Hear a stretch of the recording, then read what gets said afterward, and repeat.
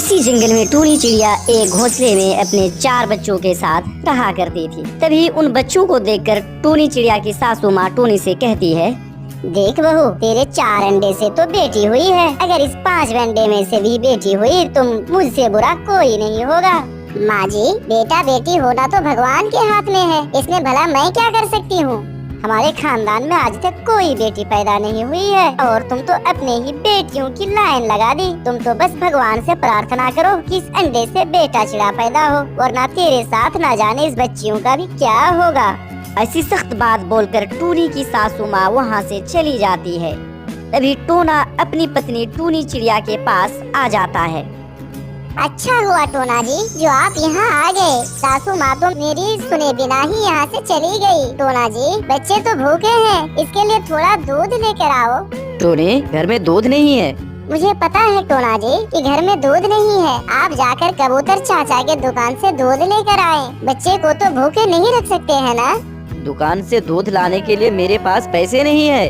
तुम भी कैसी कैसी बातें कर रहे हो टोना जी। बेटियां तो घर की लक्ष्मी हुआ करती है और आप हो कि इन्हें भूखा रखना चाहते हो। काहे की लक्ष्मी, जिंदगी का बोझ है बोझ, मरती है तो मर जाए, मुझे कोई फर्क नहीं पड़ता। फिर ये कहकर टोना चिड़ा भी वहाँ से चला जाता है। टोना और उसकी मम्मा को 4 बेटियां कांटों की तरह चुभ रही थी।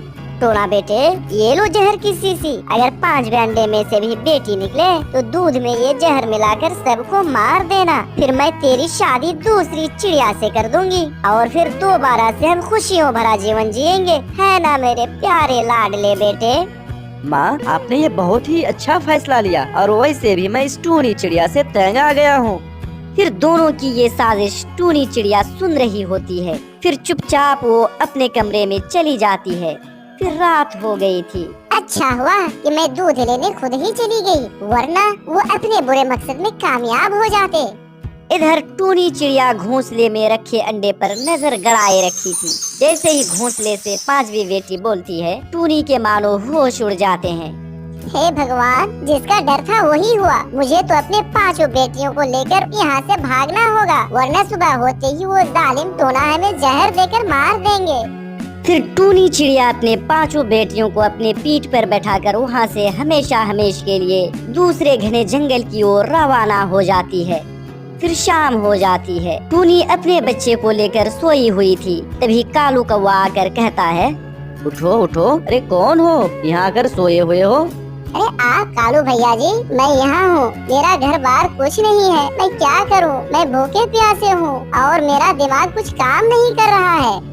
अरे दिमाग से तो अच्छी भली मालूम पड़ रही हो, साथ में 5 बच्चे भी हैं। नहीं बताना तो नहीं बताओ, लेकिन तुम तो मुझे अच्छी भली मालूम पड़ रही हो। कालू भैया जी, वो सब मैं तो बताऊंगी, लेकिन मेरे बच्चे भूखे हैं। प्लीज मेरे बच्चे को कुछ दूध ला कर दें। ठीक है टूनी, कोई बात नहीं, मेरा घर पास में ही है, मैं भी जाकर दूध लेकर आता हूँ। फिर कालू कौवा वहाँ से अपने घर की ओर चला जाता है और दूध का डिब्बा लेकर टूनी चिड़िया के पास आ जाता है। फिर टूनी चिड़िया दूध का प्याला लेकर अपने बच्चे को पीने देती है और कहती है, कालू भैया, आपका बहुत बहुत धन्यवाद। तभी इधर टोना अपनी मम्मा से कहता है, माँ जी, देखो टूनी चिड़िया घर में नहीं है और ना ही कोई बच्चा। पता नहीं रात को कहाँ गई होगी अपने बच्चे को लेकर। हो ना हो, इसका मतलब अपने 5 अंडे में से भी बेटी ही पैदा हुई है और हमारी बात टूनी चिड़िया ने सुन ली होगी, तभी अपने बच्चे को लेकर यहाँ से भाग गई। खैर कोई बात नहीं बेटा, मैं तुम्हारी शादी किसी अमीर घराने में करा दूंगी, जिससे वो दहेज में सोना भर भर कर ला सके और तुम खुशियाँ भरा जिंदगी जी सको। और इधर कालू कौवा को टूनी चिड़िया और उसकी 5 बेटियों पर काफी दया आ जाता है। टूनी चिड़िया, अब तुम कहाँ जाओगी? जंगल के सारे पक्षी अच्छे नहीं होते। हाँ कालू भैया, वो तो मैं देख ही रही हूँ कि तुम देख करके ही मेरे बच्चे पर कितना दया किया। और एक हमारे ससुराल वाले जो हमें जहर देकर मारने की सोच रहे थे। तुम कितने अच्छे हो कालू भैया। कोई बात नहीं, तुम चलो मेरे साथ, मेरे घर पर चलो टूनी, तुम वहीं रहना। तभी कालू कौवा टूनी चिड़िया और उसके बच्चे को लेकर अपने घर की तरफ चली जाती है और कुछ ही देर के बाद कालू कौवा अपने घर पर पहुंच जाती है। टूनी चिड़िया और उसके बच्चे को देखकर कालू कौवा की पत्नी गोरी कौवी कहती है, कालू जी, ये तुम किस मुसीबत को उठा कर लेके आई हो और तुमने इसे लाने की हिम्मत कैसे की, वो भी मुझसे बिना पूछे? देखो गौरी जी, ये हमारे दूर के रिश्तेदार के खालू के, फूफा के, नाना के, पोता के, लाती के पोती हैं और ये कुछ ही देर के बाद चली जाएगी। फिर वहाँ से कालू अपनी पत्नी गोरी को लेकर नदी के किनारे पर चला जाता है। तभी गोरी कव्वी अपने पति से कहती है, कालू जी, तुमने तो कहा था कि टोनी चिड़िया 2 महीने के बाद चली जाएगी, लेकिन वो तो अभी तक जाने का नाम ही नहीं ले रही है। अब भला कब जाएगी? देखो गौरी, उसके पति अभी अभी मरा है। उसके पति के मरे हुए कुछ ही दिन हुए हैं। उसको कैसे अभी भेज दें, तुम ही बताओ गौरी जी। नहीं नहीं, अब उस चिड़िया को एक पल के लिए भी मैं अपने घर पे नहीं रखूंगी। तुझे क्या मालूम कालू जी, एक तो महंगाई, ऊपर से ये 5-5 बच्चे का खर्च, दूध और पता नहीं क्या क्या, मैं उसे एक पल के लिए भी नहीं रख सकती। फिर गोरी कव्वी गुस्से में घर आती है और टूनी चिड़िया से कहती है, टोनी, तुम्हें शर्म नहीं आई? दूसरे घर में आकर एकदम पैर जमा के बैठ गई और जाने का नाम ही नहीं ले रही है। तुम्हें मालूम है कि खर्च कितना है? ओह गौरी, चुप हो जा, चुप हो जा, भगवान के लिए कुछ देर के लिए चुप हो जा। तभी कालू कौवा सारी सच्चाई गोरी कव्वी को बता देता है। तभी गोरी कव्वी कहती है, मुझे माफ कर दो टोनी चिड़िया, मुझे माफ कर दो। मुझे पहले ये नहीं पता था कि तुम्हारे साथ ऐसा हुआ है। देखो टोनी जी, मैं इतना निर्दयी नहीं हूँ कि मैं तुम्हें भगा दूँ, लेकिन मैं करूँ भी तो क्या करूँ? कालू ज्यादा कमाता भी तो नहीं है, इससे घर का खर्च कैसे चलेगा? जरा तुम ही बताओ तो। ऐसी बात है तो मैं भी काम जानती हूँ, सिलाई का काम जानती हूँ। मैं भी हाथ बटा दिया करूँगी तो खर्च आसानी से हम लोग सहन कर सकते हैं। मैं सिलाई का काम जानती हूँ गौरी बहन। ओह ठीक है, तब मैं तुम्हारे बच्चे की रखवाली अपने मौसी की तरह करूँगी, समझो। फिर कालू कौवा काम पे निकल जाता है और टूनी भी सिलाई के काम में निकल जाती है। फिर कुछ ही देर के बाद गोरी कव्वी, कालू कौवा और टूनी के पास बहुत रुपए पैसे हो जाते हैं। फिर वे लोग आलीशान मकान बना लेते हैं। फिर एक दिन सुबह सुबह एक बूढ़ी चिड़िया उस घर में आती है और कहती है, मैं बहुत भूखी प्यासी हूँ, मुझे कुछ खाने दो गोरी बहन, मुझे कुछ खाने दो गोरी। गोरी बेटी, मेरी बहू ने मुझे मारकर घर से निकाल दिया है। तभी गोरी कव्वी कुछ दाना लेकर आती है और बूढ़ी चिड़िया को दे देती है। इतने में वे 5 बेटियां आ जाती है और उसे देखकर बूढ़ी चिड़िया रोने लगती है। तभी गोरी कव्वी कहती है, मैंने तो तुझे दाना भी दे दिया बुड्ढी, चल अब भाग यहाँ से जा। देखो गोरी बेटी, मैं इसलिए नहीं रो रही हूँ और जा रही हूँ, मैं कितनी अभागिन और बदकिस्मत हूँ। कुछ दिन पहले मेरे पास भी 5-5 पोतियाँ थी, लेकिन मैंने उसको अपने घर से बाहर निकाल दिया था। तभी वहाँ अचानक टूनी चिड़िया आ जाती है और कहती है, माँ जी, आप इस हाल में? कौन टूनी बेटी? तुम्हारे जाने के बाद मैंने अपने बेटे की शादी करा दी थी और वो और बहू ने मुझे मार मार कर घर से बाहर निकाल दिया। मुझे माफ कर दो बेटी। नहीं माँ जी, वही बात नहीं, अब तुम यहीं रहोगे अपनी पोती के साथ। फिर वे परिवार खुशी खुशी रहने लगते हैं। पहाड़ों पर बैठा हुआ कालू कौवा खुद से बातें कर रहा था। ये भोजन ढूंढना भी बहुत मुश्किल काम है। कभी इधर जाओ तो कभी उधर जाओ, ऐसे में तो मैं थक जाता हूँ। कालू कौवा ऐसे बैठा हुआ था कि तभी वहाँ और एक कौवा आ जाता है। भाई जी, मैं दूसरे जंगल से आया हूँ, मेरा घर टूट गया है, क्या आप मुझे कुछ दिनों के लिए अपने घर में रख लेंगे? ऐसे कैसे मैं तुम्हें रख लूँ, न जान न पहचान। मैं सब कुछ कर लूँगा भाई जी, मैं भोजन भी आपके लिए ढूंढ कर ले आऊँगा, मैं आपका सारा काम कर दिया करूँगा। यार कौवे, 2-4 दिन ही की तो बात है। ये सुनकर कालू कौवा लालच में आ जाता है। भोजन लाओगे ना? देख लो, बाद में कहीं ऐसा ना हो कि तुम भोजन लाओ ही ना। वादा, पक्का वादा, मैं सारे ही दिन काम करूँगा। फिर कालू कौवा उस कौवे को अपने साथ घर पर लेकर आता है।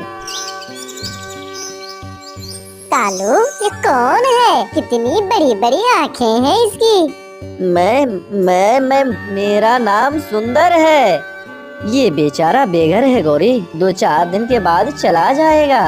और तुम जो सुबह सुबह गए हुए थे, भोजन लाए हो क्या?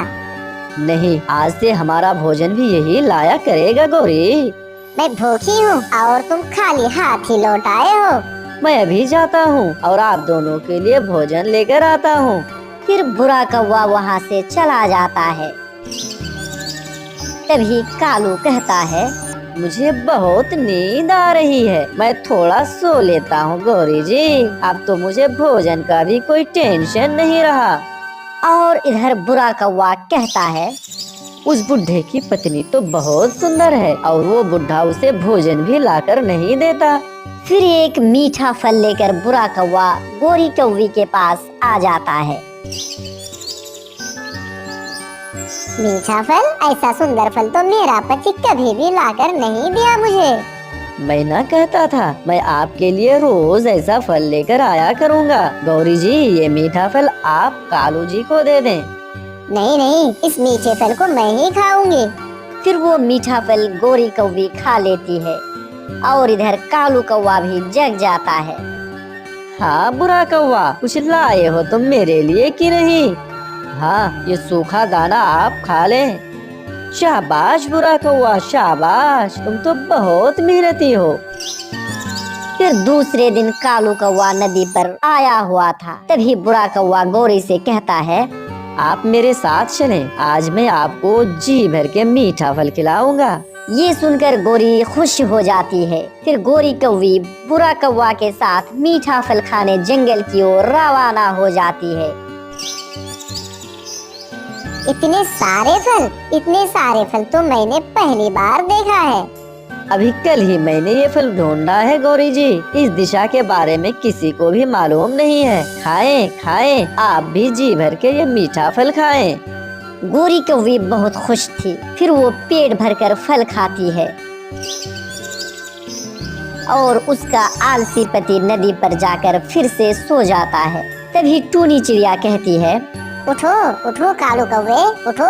अपने परिवार के लिए तुम्हें भोजन लाने नहीं जाना है क्या?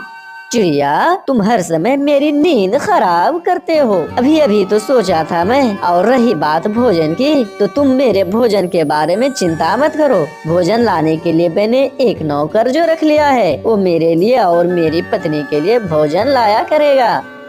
बेशरम, तुम्हें शर्म नहीं आती किसी अजनबी कौवे को अपने घर में रखते हुए? तुम जाओ यहाँ से, मैं अच्छा और बुरा सब जानता हूँ। हाँ, मुझे सिखाने की कोई जरूरत नहीं है। मुझे फ्री में नहीं चाहिए तुम्हारा मशवरा। कल मैं आपको झरने पर लेकर आऊँगा, वहाँ तितलियाँ भी है। कालू तो मुझे कभी भी ऐसा मीठा फल नहीं खिलाए और ना ही झरने पर लेकर गया। मुझे यहाँ आकर बहुत अच्छा लगा। कालू कौवा भी शाम को घर लौट जाता है। कहाँ है मेरा दाना, कहाँ है? कालू जी, ये लो दाना, मैं तो आपके लिए कब का दाना लेकर आ गया हूँ। गौरी, क्या तुम दाना नहीं खाओगी? नहीं, मैंने खा लिया है, अब ये दाना तुम ही खा लो। फिर कालू दाना खाता है, फिर से सो जाता है। फिर दूसरे दिन बुरा कौवा गोरी को लेकर झरने पर जाता है। ये झरना हमारे जंगल में था बुरा जी, मुझे तो मालूम ही नहीं था। वो बुढ़ा कभी आपको लेकर आए तब तो पता चले। वो तो हर समय सोता ही रहता है, मुझे वो क्या लेकर आएगा? काम चोर है मेरा पति, उसे सोने से फुर्सत मिले तब ना मुझे घुमाए। फिर झरने पर गोरी कौवी तितलियों के पीछे पीछे भागती है और बहुत इंजॉय करती है। वहाँ झरने के पास एक झूला भी है गौरी जी, चलो मैं तुम्हें उस झूले पर बैठाता हूँ। फिर वो झूले पर जाते हैं। गौरी झूले पर बैठ जाती है और बुरा कौवा गौरी को झूला दे रहा होता है। अरे ये क्या? ये तो कालू नहीं है, तो फिर ये गौरी भला किसके साथ घूम रही है? ये कौवा तो हमारे जंगल का भी नहीं लग रहा है। ये देखकर हरियाली तोती भागी भागी कालू कौवा के पास जाती है। कालू कालू, मैंने अपनी आँखों से देखा है, गौरी झूले पर बैठी हुई थी और कोई कौवा उसे झूला दे रहा था। ये तुम क्या कह रही हो हरियाली? जरूर तुम्हें कोई गलतफहमी हुई होगी। भला मैं गौरी को कैसे भूल सकती हूँ? कालू भैया, वो तो झरने के पास है। फिर बुरा और गौरी शाम होने से पहले पहले ही घर आ जाता है और कालू भी घर आ जाता है। गौरी, तुम आज कहाँ थी सारा दिन? मैं तो घर में ही थी। कालू जी, आप दाना खाएं, मैं आपके लिए दाना लेकर आया हूँ। तुम चुप कर जाओ गौरी, मुझे सब मालूम हो गया है। तुम आज बुरा के साथ झरने पर गई हुई थी और तुम झूले पर भी बैठी हुई थी। अगर मालूम हो गया तो क्या, मेरा भी दिल करता है मीठे फल खाने को, मेरा भी दिल करता है जंगल घूमने को। तुम कभी जंगल लेकर गए मुझे? और अगर मैं बुरा के साथ गई तो तुम्हें बहुत जलन हो रही है। जाऊंगी जाऊंगी और 1000 बार जाऊंगी, तुम क्या कर लोगे मेरा? फिर गुस्से से कालू कौवा घर से बाहर निकल जाता है और जाकर टूनी चिड़िया से कहता है, टूनी बहन, ओ टूनी बहन, अब आप ही कुछ बताओ। मैं आलसी था इसलिए मेरे साथ ऐसा हुआ। गौरी ने कभी मेरे साथ ऐसे बात नहीं की जैसे आज बातें कर रही थी। मैं कैसे गौरी को उस कौवे के साथ बाहर जाने से रोकूं? मैंने तो तुम्हें पहले ही मना किया था कि तुम उसे घर में मत रखना। मगर वो भोजन भी तो लाता है ढूंढ कर। टूनी, खुद को बदलो और मेहनत करना सीख लो और अपने परिवार का खुद से ख्याल रखना सीखो। गौरी को खुश रखो और उसे घुमाने बाहर भी ले जाया करो, वरना मुझे तो लग रहा है कालू कि गौरी कहीं तुम्हें छोड़कर ना चली जाए। नहीं नहीं चिड़िया, ऐसा नहीं हो सकता। फिर कौवा वापस भागता है। कालू जी, आप दाना तो खाए।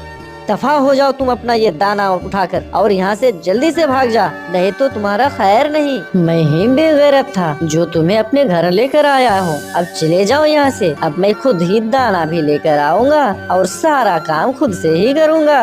फिर कालू कौवा उस बुरे कौवे को घर से बाहर निकाल देता है और गौरी कौवे कुछ भी नहीं बोलती है। गौरी चुपचाप ये सब सुन रही थी। गौरी उठो, चलो, तुम मेरे साथ चलो। कहाँ? बाहर घूमने। आज से मैंने अपना आलसीपन को खत्म कर दिया है। आज से मैं आपको बाहर घूमने भी ले जाया करूँगा और आपके लिए मीठे फल भी लेकर आया करूँगा। सच? क्या तुम सच कह रहे हो कालू जी? हाँ सच। चलो तुम जल्दी से मेरे साथ चलो। फिर गौरी और कालू अपने घर से निकल जाते हैं। उस दिन से कालू गौरी को बहुत ज्यादा प्यार करने लगा था और गौरी भी अपने पति कालू से बहुत ज्यादा खुश थी। दोस्तों, इस कहानी से हमें यही सीख मिलती है कि हमें दूसरे पर भरोसा ना करके हमें खुद से मेहनत करके खाना चाहिए, नहीं तो अपने घर को कोई दूसरा बर्बाद करके छोड़ देगा। दोस्तों, इसी तरह की इंटरेस्टिंग स्टोरी सुनने के लिए आप हमारे वीडियो को लाइक और शेयर करें और यदि चैनल पर नए हैं तो सब्सक्राइब जरूर करें। वीडियो देखने के लिए बहुत बहुत